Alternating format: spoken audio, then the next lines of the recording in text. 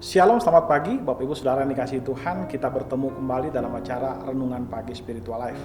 Dan pagi hari ini kita akan melanjutkan pembacaan Alkitab kita yang terambil dari Lukas 11 ayat 24 sampai 26. Nah, judul perikop itu adalah kembalinya roh jahat.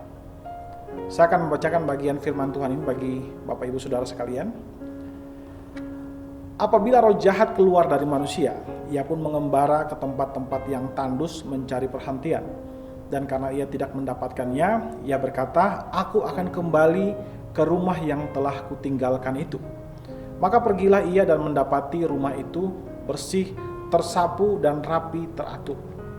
Lalu ia keluar dan mengajukan 7 roh lain yang lebih jahat daripadanya, dan mereka masuk dan berdiam di situ. Maka akhirnya keadaan orang itu lebih buruk daripada keadaannya semula. Saudara yang dikasihi Tuhan, di dalam perikop yang baru saja kita baca ini, Kristus sedang menjelaskan tentang kondisi yang terjadi di dalam batin seseorang yang baru saja dilepaskan dari roh jahat. Beberapa penafsir Alkitab seperti misalnya Walter Layfield menjelaskan bahwa istilah roh jahat yang keluar ini menunjuk kepada pengusiran setan yang ada dalam tradisi Yahudi, yang juga disinggung di dalam pasal 11 ayat 19 di dalam Injil Lukas ini. Nah, di sana Kristus menjelaskan bahwa setelah roh jahat ini keluar dari roh orang itu, roh jahat itu kemudian mengembara dan akhirnya datang kembali kepada orang yang tadi kerasukan itu. Dan kemudian dia membawa roh jahat yang lain yang lebih jahat daripada dia. Saudara, akhirnya roh-roh jahat itu kemudian memerasuki orang tersebut lebih jahat daripada sebelumnya, sehingga keadaannya menjadi lebih buruk daripada keadaan sebelum dia diusir. Nah, saudara yang dikasihi Tuhan, di dalam perikop ini Kristus ingin mengajarkan atau menekankan bahwa tradisi pengusiran setan di luar Kristus tidak akan berdampak permanen. Iblis tersebut mungkin akan keluar pada saat diusir, namun dia dapat kembali dengan roh-roh lain dan untuk menguasai orang tersebut. Saudara, kita yang sudah dibebaskan dari kuasa iblis dan dosa harus hidup di bawah pemerintahan Allah dan dipimpin oleh Roh Kudus. Dan tanpa hidup di bawah pimpinan Allah atau pimpinan Roh Kudus, maka kita akan menjadi orang-orang yang tetap sama, bisa ditipu oleh iblis, bisa ditipu oleh kuasa dosa. Karena itulah Kristus ingin mengajarkan bahwa kebebasan yang Kristus tawarkan kepada kita merupakan kebebasan yang sejati. Kebebasan yang akan melepaskan kita dari perbudakan dosa. Dan bukan saja itu, kebebasan yang Yesus tawarkan kepada kita itu akan membangun kembali kehidupan kita. Dan itu ya yang bersifat permanen. Ketika kita dibebaskan dari kuasa dosa, lalu ketika kita menyerahkan kehidupan kita kepada Allah, maka Allah akan bertahta dalam kehidupan kita. Sehingga tidak ada kuasa jahat yang dapat menguasai kehidupan kita. Nah, ini mungkin berbeda dengan pengusiran setan di luar Kristus. Ya. Mereka mungkin dibebaskan dari kelemahan-kelemahan dan dosa-dosa mereka, tapi itu tidak akan bertahan lama. Bahkan mereka cenderung akan kembali dalam dosa-dosa yang lama. Karena itu saudara, marilah kita menyerahkan hidup kita untuk Tuhan. Ketika Kristus telah membebaskan kita dari dosa, Dia juga ingin bertahta di dalam kehidupan kita. Karena itulah Alkitab selalu menekankan kerajaan Allah. Kerajaan Allah adalah kondisi di mana Allah memerintah di dalam kehidupan kita.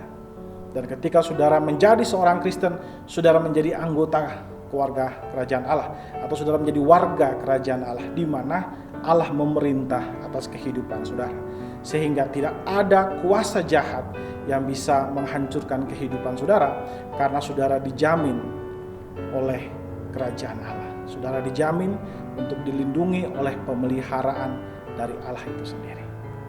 Saudara, kebebasan yang tidak mau tunduk di bawah pemerintahan Allah adalah sebuah penjajahan. Mari saudara, kita ambil waktu sejenak untuk merenungkan firman Tuhan yang baru saja kita dengar. Saudara, apakah saudara masih taat kepada tuntunan Roh Kudus dalam kehidupan saudara? Marilah kita mengambil waktu sejenak untuk mendoakan hal tersebut. Berdoalah agar Tuhan memberikan saudara kemampuan untuk dapat taat kepada bimbingan Roh Kudus.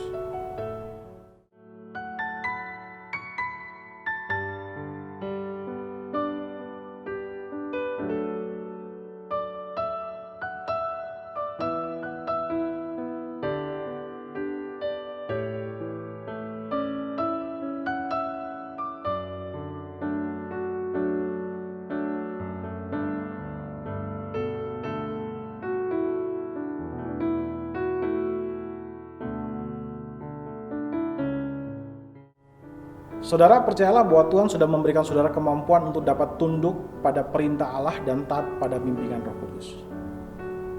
Mari saudara, kita tundukkan kepala, kita berdoa. Ya Tuhan Allah Bapa kami bersyukur buat kasih dan setiamu kepada kami. Kami berterima kasih karena Engkau memberikan kepada kami kesempatan untuk bisa sama-sama merenungkan firman-Mu Tuhan. Engkau ajar kami Bapa supaya kami boleh menerima firman-Mu, boleh mengerti firman-Mu Tuhan, dan kami terlebih lagi kami taat kepada Engkau Tuhan Yesus. Karena kami percaya bahwa ketika kami hidup di dalam pemerintahan-Mu Tuhan, maka tidak ada kuasa jahat yang akan menghancurkan kami. Tidak ada kuasa jahat yang bisa memperbudak kehidupan kami Tuhan. Karena itu Tuhan berikan kepada kami hati yang taat, hati yang mau tunduk kepada otoritas-Mu, telinga yang mau mendengarkan firman-Mu, sehingga kehidupan kami boleh menjadi seorang warga negara kerajaan Allah yang baik, menjadi seorang domba yang taat kepada gembalanya, menjadi seorang anak yang mau tunduk kepada otoritas Bapaknya Tuhan. Terima kasih Bapak, terima kasih Tuhan. Kami serahkan kehidupan kami hari ini seluruhnya ke dalam tangan-Mu Tuhan. Dari pagi, siang, sampai malam nanti kami serahkan seluruhnya ke dalam tangan-Mu Tuhan. Biar seluruh kehidupan kami itu menjadi berkat kepada yang lain hanya karena pemeliharaan dari Engkau saja Tuhan. Terima kasih Bapa, kami serahkan kehidupan kami ke dalam tangan pemeliharaan-Mu saja. Dalam nama Yesus kami berdoa kepada Bapa Surgawi. Haleluya. Amin.